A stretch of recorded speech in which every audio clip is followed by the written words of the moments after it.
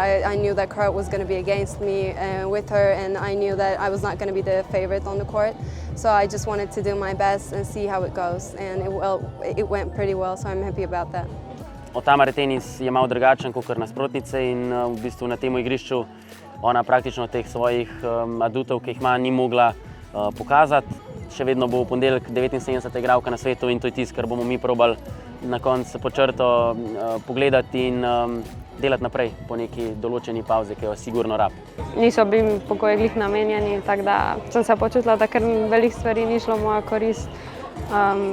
In ja, nisem danes bila ta prava, ampak ko pa potegnem črto, pa moram reči, da moram biti zadovoljna s tem, kar sem prikazala, zato ker dobre 2 leti nisem toliko tekem odigrala, koliko zdaj v zadnjem obdobju.